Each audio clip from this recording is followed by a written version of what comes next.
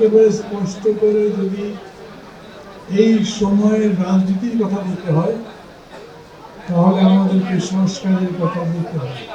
ফতুল ভাই বললেন 166টা প্রশ্ন দেওয়া হয়েছে। এটা এক ধরনের এমসিকিউ পদ্ধতি, চাইলেই একদিনের মধ্যে জবাব দেওয়া যায় না, পড়ে বুঝে তারপরে বলতে হয়।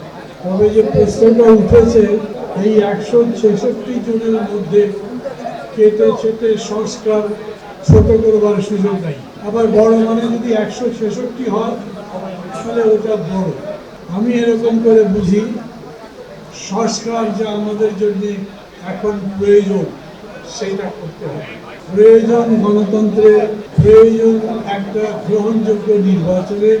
সবাই খুব খুশি মনে ভোট দিতে পারবে, সবাই যেরকম ভোট দেবে সেরকম করেই গণনা হবে এবং সেই ফলাফলের ভিত্তিতে পরবর্তীতে যারা জিতবেন তারা সরকার গঠন করবে। কে জিতবেন ক্ষমতায়, কে যাবেন আমি জানি না, আমি যাব এরকম আশা করি না। কিন্তু ফখরুল ভাই যদি যায় আমার যে মন খারাপ হবে সেরকম না, অন্য যে কেউ আপত্তি করবে। গণতন্ত্র মানেই এরকম যে ভিন্ন মতের মানুষকে আত্মসহ্য করবে। আমি চাই এই রোজার মাসে সবার মধ্যে সংযম হোক, ধৈর্য হোক, নিজের কথা বলেন, অন্যের কথা শোনেন, নিজের কথা বলেন, অন্যে যাতে কথা বলতে পারে সেই রকম কথা বলবার পক্ষে পরিবেশ তৈরি করবার জন্য কাজ করে।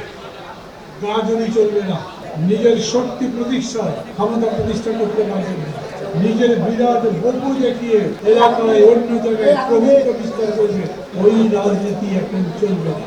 রোজার শিক্ষাই বলেন আর এই মহান গণঅভ্যুত্থানের শিক্ষাই বলেন, সবাই মিলে আমাদেরকে এই শিক্ষা দেয় আমাদেরকে একটা দেশ গড়তে হবে, নতুন দেশ, নতুন বাংলাদেশ, গণতন্ত্রের বাংলাদেশ, জনগণের কল্যাণের বাংলাদেশ। ভালো থাকবে সবাই, খোদা হাফেজ।